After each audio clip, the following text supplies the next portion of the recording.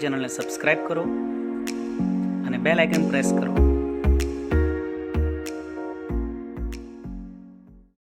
નમસ્કાર વિદ્યાર્થી મિત્રો, હું છું રાજેશ ગોહિલ અને સ્વાગત છે તમારો અમારી ચેનલ એક્સેલન્સ એકેડેમીમાં. આજનો આપણો ટોપિક છે કંજક્શન્સ. કંજક્શન એટલે કે સંયોજકો. સંયોજકો વિશે તમે આગળ 2 વિડીયો જોઈ ગયા છો, જેમાં આપણે અલગ અલગ સંયોજકોની સમજણ મેળવી. એ શબ્દો આ પ્રમાણે હતા: એન્ડ એટલે અને, બરાબર. બીજો શબ્દ હતો બટ એટલે પરંતુ. ત્રીજો શબ્દ હતો ઓર એટલે કે અથવા તો એને અથવા પણ કહેવાય. અધરવાઇઝ એટલે નહીંતર. એના પછીનો શબ્દ હતો સો અથવા તો ધેરફોર, જેનો અર્થ થાય છે તેથી. ત્યારબાદ બીકોઝ એટલે કારણ કે. ત્યાર પછી આઈધર ઓર એટલે બેમાંથી એક. નાઈધર નોર એટલે બેમાંથી એકેય નહીં, બેમાંથી એક પણ નહીં. ત્યારબાદ સો ધેટ, જેનો મતલબ થાય છે જેથી કરીને. ત્યારબાદ ઓર એલ્સ એટલે નહીંતર. ત્યારબાદ ધો અથવા તો અલધો, જેનો મતલબ થાય છે હોવા છતાં, છતાં પણ, તેમ છતાં. અને યટનો મતલબ થાય છે છતાં. ઓકે, તો આ પ્રમાણે શબ્દોની સમજણ આપણે આગળના વિડીયોમાં સંપૂર્ણપણે મેળવી હતી. આજે આપણે એની એક્સરસાઇઝ જોવાની છે. જોઈએ એક પછી એક વાક્યો અને એનો અર્થ સમજીએ અને કયું સંયોજક લાગે છે એ જોઈએ. પરીક્ષામાં તમને વાક્ય આપેલા હશે 2 અને કૌંસ આપેલો હશે, બ્રેકેટ આપેલું હશે. બ્રેકેટમાં 2 કે 3 કંજક્શન આપેલા હશે. જે સાચું કંજક્શન હોય એનો ઉપયોગ કરીને તમારે વાક્ય બનાવવાનું રહેશે. ઓકે, તો અહીંયા આપણે જે ઉપર કંજક્શન આપેલા છે એનો ઉપયોગ કરી અને આ વાક્યોના જવાબ આપણે મેળવીએ. ઓકે, તો તૈયાર થઈ જાઓ. સૌથી પહેલાં તમારે વાક્ય જોવાનું છે, સમજવાનું છે, એનું ગુજરાતી કરવાનું છે અને કયું કંજક્શન સેટ થાય છે એ નક્કી કરવાનું છે. હું જવાબ લખું એ પહેલાં તમારે મનમાં વિચારી લેવાનું કે કયું કંજક્શન આવે છે. ઓકે, ચાલો ત્યારે જોઈએ પહેલું વાક્ય. પહેલું વાક્ય છે ફાધર વોઝ હેપી, એટલે કે પિતા ખુશ હતા. પિતા ખુશ હતા. બીજું વાક્ય છે Anil stood first in the class. Anil વર્ગમાં પ્રથમ આવ્યો. બરાબર. પિતા ખુશ હતા, અનિલ વર્ગમાં પ્રથમ આવ્યો. તો કયો સંયોજક લાગશે આમાં મિત્રો? તો સંયોજક લાગશે બીકોઝ, કારણ કે ફાધર વોઝ હેપી એટલે કે પિતા ખુશ હતા. ફાધર વોઝ હેપી, પિતા ખુશ હતા. અને પિતાની ખુશીનું કારણ શું હતું? તો બીકોઝ, કારણ કે Anil stood first. Anil stood first એટલે કે અનિલ પ્રથમ નંબર લાવ્યો, અનિલ પ્રથમ આવ્યો. ઇન ધ ક્લાસ, વર્ગમાં પ્રથમ આવ્યો. આ પ્રમાણે તમારે સંયોજકનો ઉપયોગ કરીને વાક્યને કમ્પ્લીટ કરવાનું રહેશે. ઓકે, ત્યારબાદ બીજું વાક્ય છે અમન વિલ ડ્રિંક ટી, એટલે કે અમન ચા પીશે.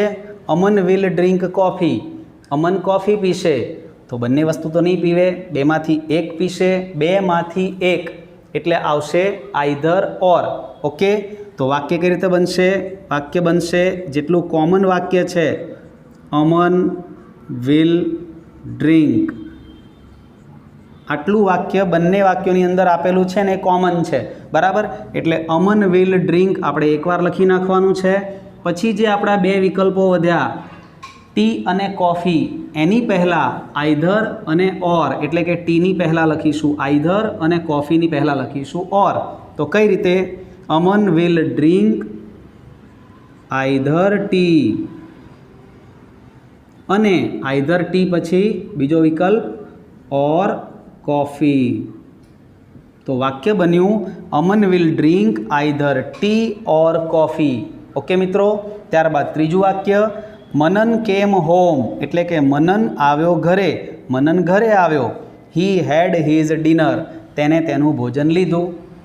મનન ઘરે આવ્યો, તેણે તેનું ભોજન લીધું. તો વાક્ય શું બનશે?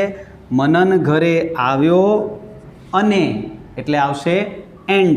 ઓકે, તો વાક્ય બનશે મનન કેમ હોમ, મનન ઘરે આવ્યો એન્ડ પછી તમે લખી શકો હી હેડ હિઝ ડિનર, તો પણ સાચું. અને હી નથી લખવું આપણે, મનન માટે વપરાયેલો શબ્દ છે હી, તો આપણે હી નથી લખવું. બરાબર છે, તો તમે સીધું ક્રિયાપદથી પણ જોડી શકશો. એન્ડ હેડ હિઝ ડિનર એટલે કે મનન ઘરે આવ્યો અને તેનું ડિનર લીધું. ઓકે, ત્યારબાદ રાઇટ ફાસ્ટ, ઝડપથી લખો. You will not complete the paper, તમે પેપર પૂરું નહીં કરો, એટલે કે તમારું પેપર પૂરું નહીં થાય. બરાબર? તો રાઇટ ફાસ્ટ, ઝડપથી લખો, નહીંતર તમારું પેપર પૂરું નહીં થાય. નહીંતર માટે ઓર એલ્સ પણ લખી શકો અને અધરવાઇઝ પણ લખી શકો. ઓકે, તો વાક્ય બનશે રાઇટ ફાસ્ટ. પરીક્ષામાં તમારે ઝડપથી લખવું પડે તો રાઇટ ફાસ્ટ, અધરવાઇઝ નહીંતર. નહીંતર શું થાય? તમારું પેપર પૂરું ના થાય. તો otherwise you will not complete the paper. Okay, તો આ પ્રમાણે વાક્ય બનશે આ મિત્રો. ચાલો આગળ વધીએ. આઈ ઇન્વાઇટેડ સુમિત, મેં આમંત્રણ આપ્યું સુમિતને. હી ડીડ નોટ કમ, તે આવ્યો નહીં. ફોર ધ પાર્ટી, મેં સુમિતને આમંત્રણ આપ્યું. He did not come for the party. તમે કોઈને બોલાવો છો પરંતુ કોઈ આવતું નથી, તો પરંતુ પણ એના માટે વપરાશે બટ. ઓકે, બટ લખીશું આપણે. તો વાક્ય બનશે આઈ ઇન્વાઇટેડ સુજલ, એટલે કે મેં સુમિતને આમંત્રણ આપ્યું, but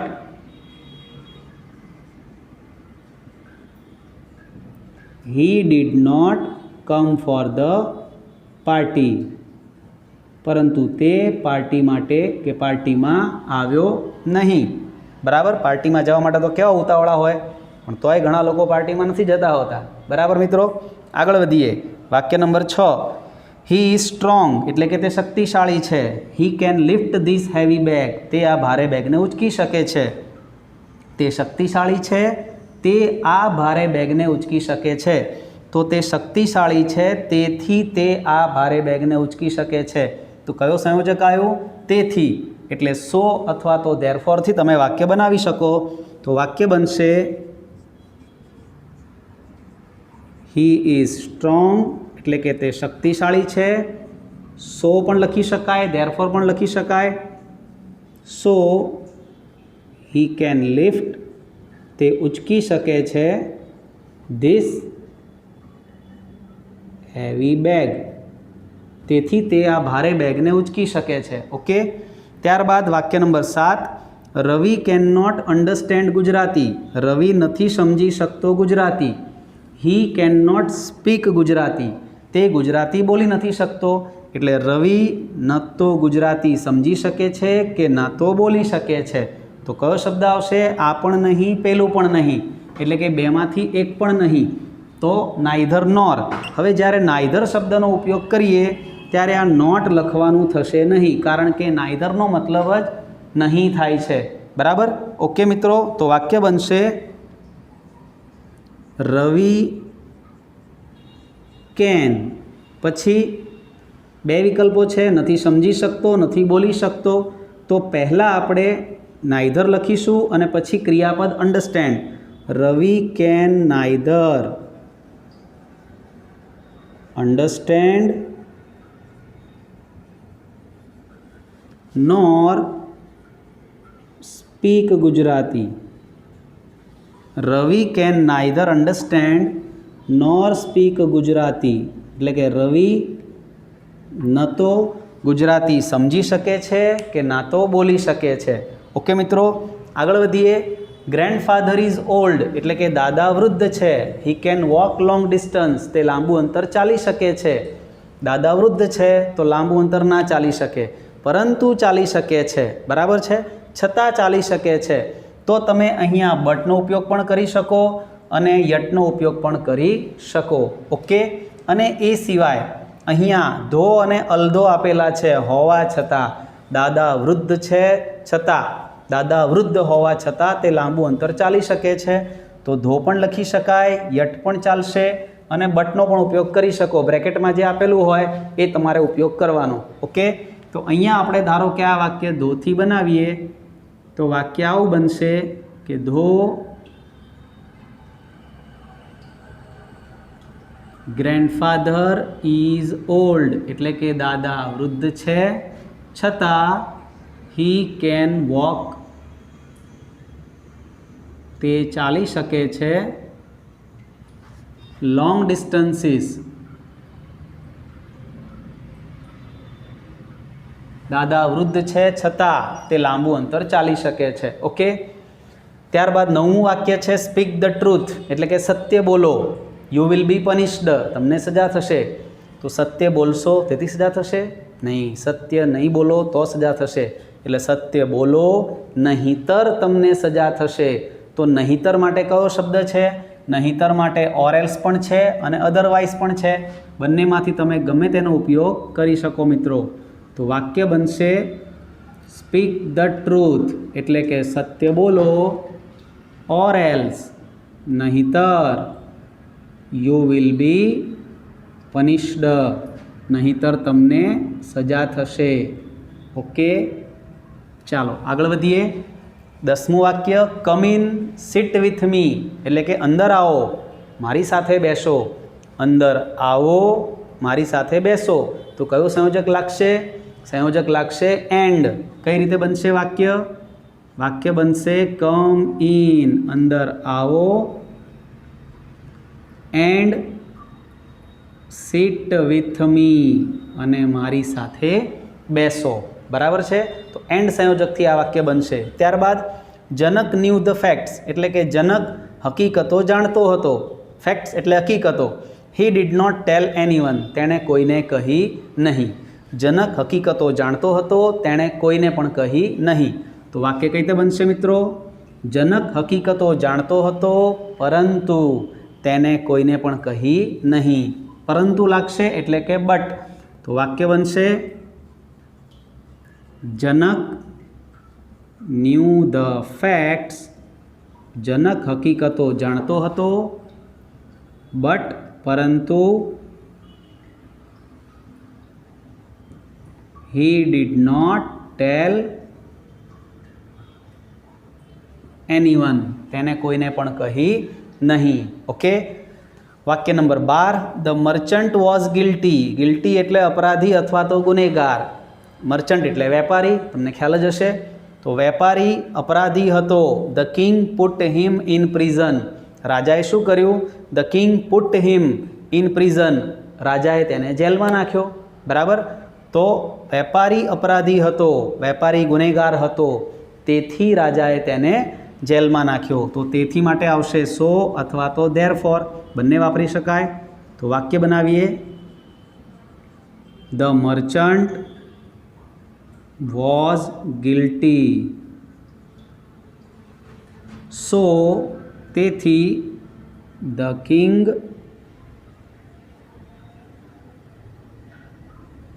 put him in prison, તેથી રાજાએ તેને જેલમાં નાખ્યો. વાક્ય નંબર 13 રાજ વોઝ ટાયર્ડ, એટલે કે રાજ થાકેલો હતો.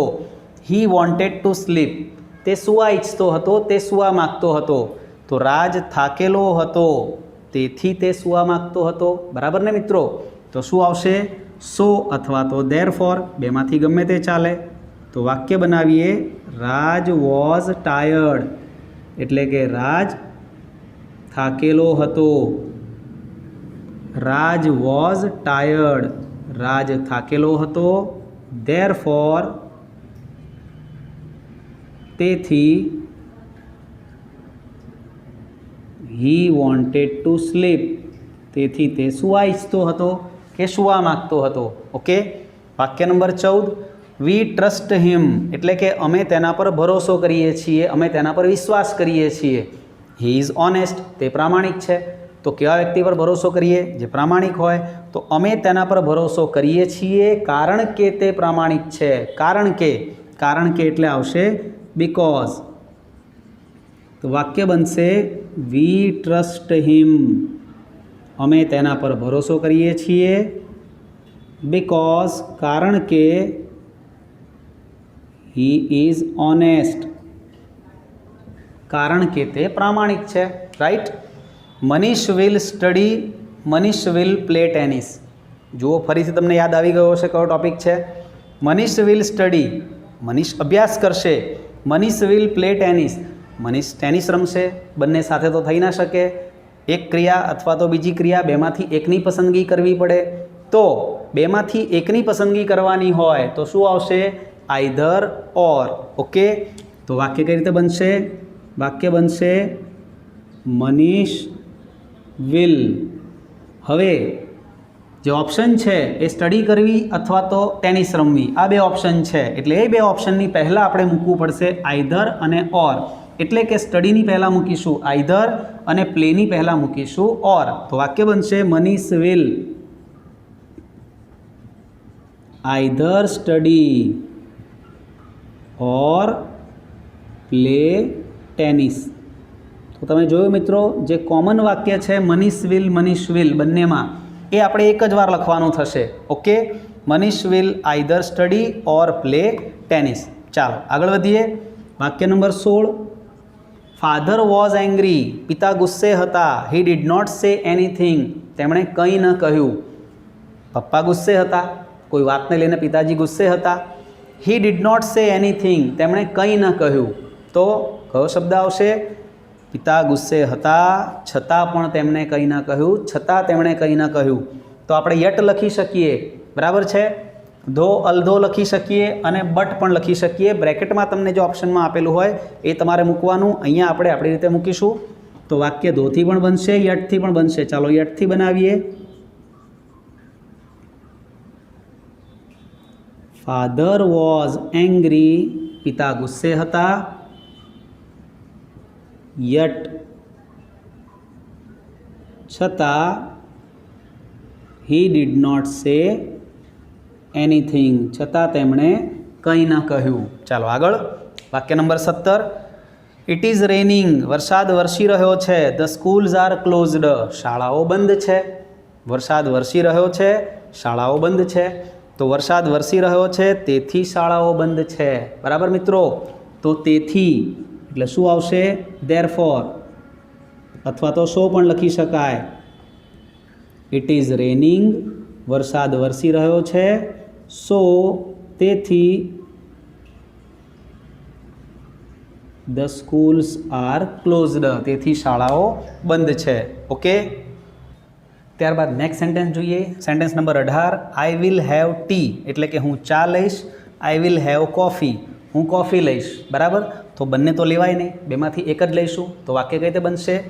આઈ will have either tea or coffee. એટલે કે આપણું ઓપ્શન આવશે બેમાંથી એક વાળું. ઓકે, તો વાક્ય બનશે I will have either tea or પછી બીજો વિકલ્પ એટલે કે કોફી. ઓકે, આ પ્રમાણે. બીજું વાક્ય છે બી ક્વાઇટ. બી ક્વાઇટ એટલે કે શાંત રહો. You will be punished. તમને સજા થશે. શાંત રહો, તમને સજા થશે. શાંત રહેશો તેથી સજા થશે? નહીં. શાંત રહો નહીંતર તમને સજા થશે. ઓકે, તો વાક્ય શું બનશે? બી ક્વાઇટ, શાંત રહો, ઓર એલ્સ પણ ચાલે અને અધરવાઇઝ પણ ચાલે. તો be quiet or else you will be punished. તમને સજા થશે. બરાબર? ચાલો નેક્સ્ટ વાક્ય. Ram is a postman. Jay is a postman. એટલે કે રામ પોસ્ટમેન છે, જય પોસ્ટમેન છે, બંને પોસ્ટમેન છે. તો વાક્ય કઈ રીતે બનશે? વાક્ય જોડાશે એન્ડથી. રામ અને જય.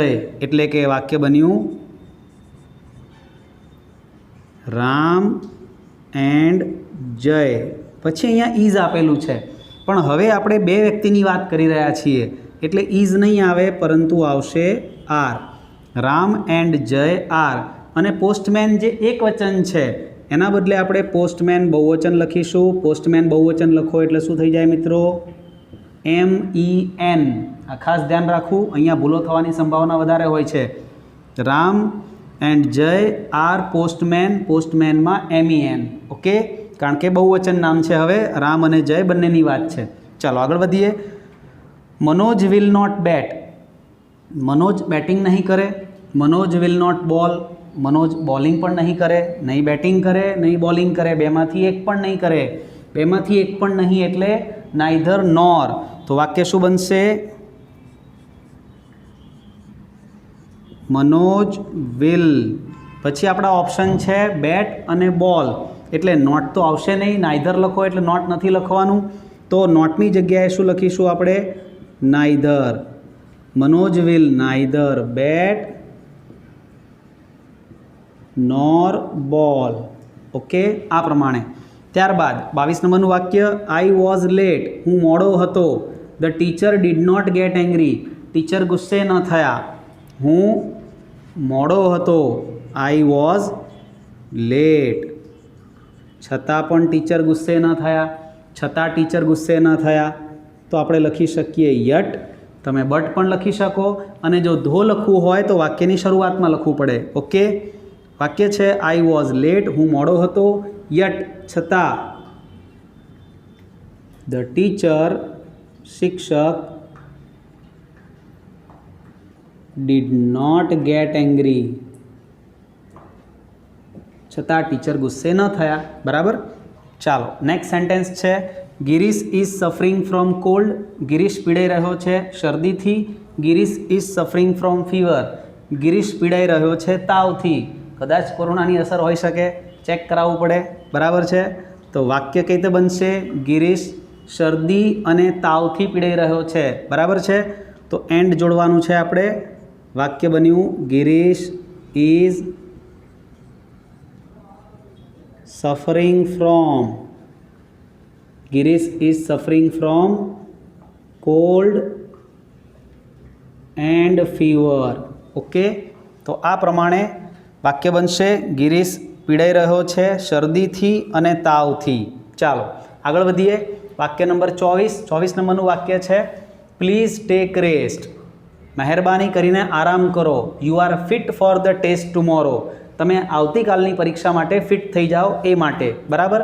તો મહેરબાની કરીને આરામ કરો, જેથી કરીને, so that you are fit for the test tomorrow, તમે આવતીકાલની ટેસ્ટ માટે ફિટ થઈ જાઓ, સક્ષમ થઈ જાઓ એટલા માટે. ઓકે, તો વાક્ય બનશે, પ્લીઝ ટેક રેસ્ટ, મહેરબાની કરીને આરામ કરો. સો ધેટ, જેથી કરીને, you are fit for the test tomorrow.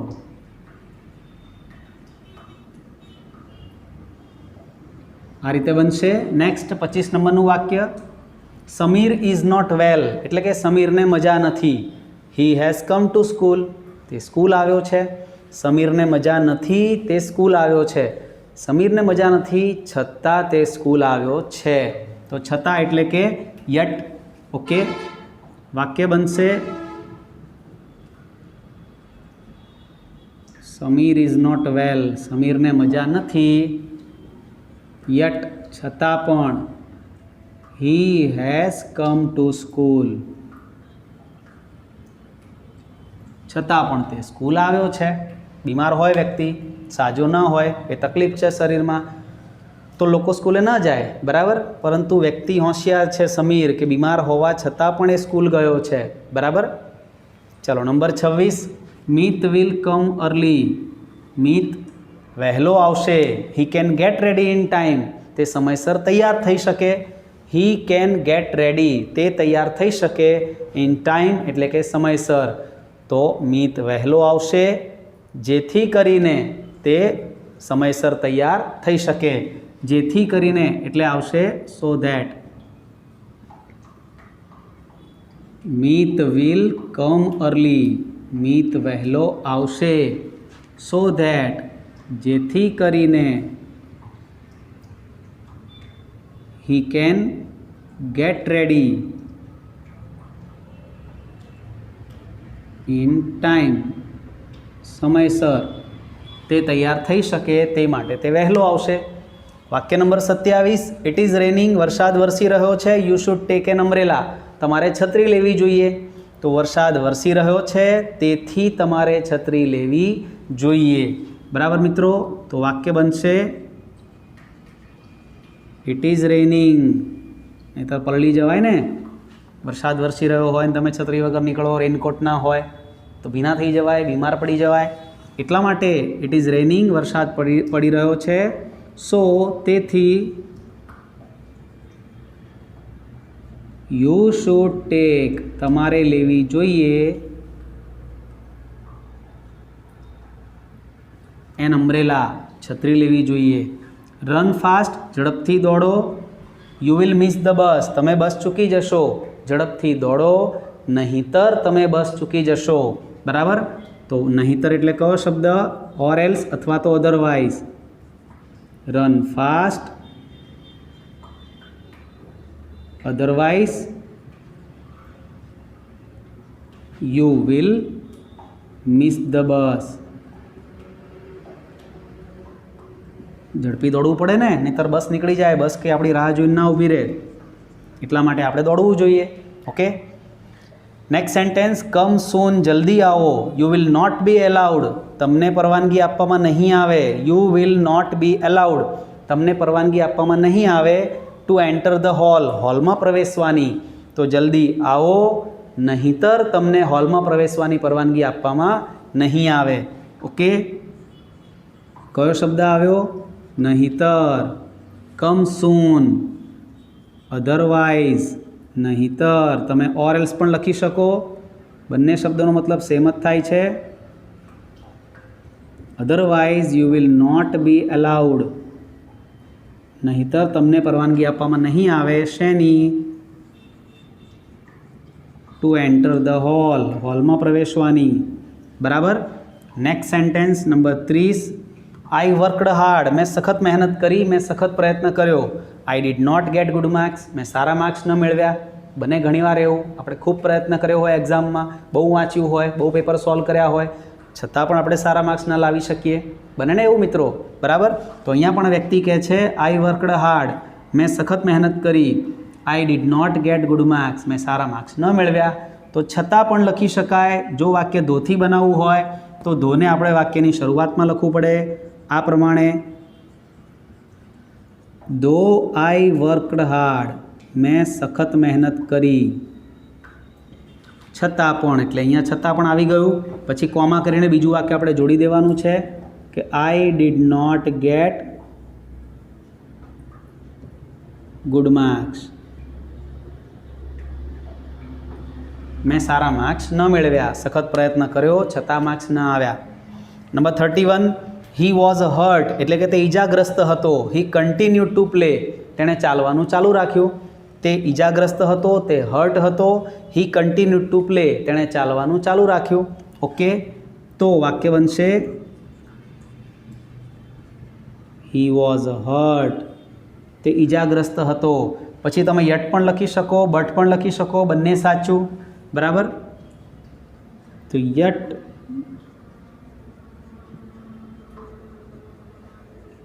He continued to play, છતાં તેણે ચાલવાનું ચાલુ રાખ્યું.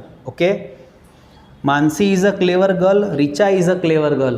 માનસી હોશિયાર છોકરી છે, રીચા હોશિયાર છોકરી છે, બંને હોશિયાર છોકરી છે.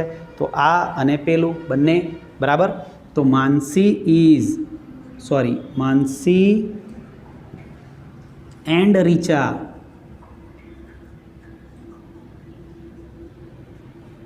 બંને છે, બહુવચન થયું, એટલે માનસી એન્ડ રીચા માટે કયું ક્રિયાપદ આવશે? આર. ક્લેવર અને ગર્લનું બહુવચન કરવું પડશે girls. Okay. Mansi and Richa are clever girls, બહુવચન થયું છે એટલે અહીંયા ક્રિયાપદ આર આવશે અને ગર્લનું થઈ જશે ગર્લ્સ. બરાબર. નેક્સ્ટ, હેમલ ઇઝ સ્ટ્રોંગ, એટલે કે હેમલ શક્તિશાળી છે. Hemal is active, Hemal active છે એટલે કે ચપળ છે. બરાબર. સક્રિય છે. તો એના બે ગુણ આપેલા છે, હેમલ શક્તિશાળી છે, હેમલ સક્રિય છે. તો વાક્ય શું બનશે? હેમલ શક્તિશાળી અને સક્રિય છે. તો વાક્ય બનશે, એના બે ગુણોને એન્ડ વડે જોડવાના છે આપણે. હેમલ ઇઝ સ્ટ્રોંગ અને બીજો ગુણ એક્ટિવ, એને આપણે જોડીશું એન્ડથી. Hemal is strong and active. Okay. ત્યારબાદ 34 નંબરનું sentence, last sentence, I write carefully, એટલે કે હું કાળજીપૂર્વક લખું છું. આઈ મેક મિસ્ટેક્સ, હું ભૂલો કરું છું. હું કાળજીપૂર્વક લખું છું, હું ભૂલો કરું છું. તો વાક્યમાં કયું સંયોજક આવશે? હું કાળજીપૂર્વક લખું છું છતાં યટ આઈ મેક મિસ્ટેક્સ, હું ભૂલો કરું છું.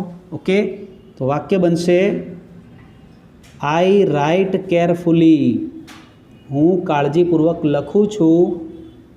યટ, છતાં પણ.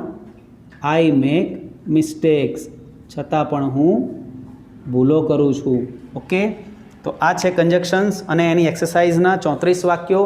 તમે પૂરેપૂરા વાક્યો શાંતિથી સમજજો, લખજો તમારી નોટબુક્સમાં. ઓકે, વિડીયો તમને પસંદ આવ્યો હશે, મારી ચેનલને લાઇક કરો, શેર કરો અને સબસ્ક્રાઈબ કરો. બાય.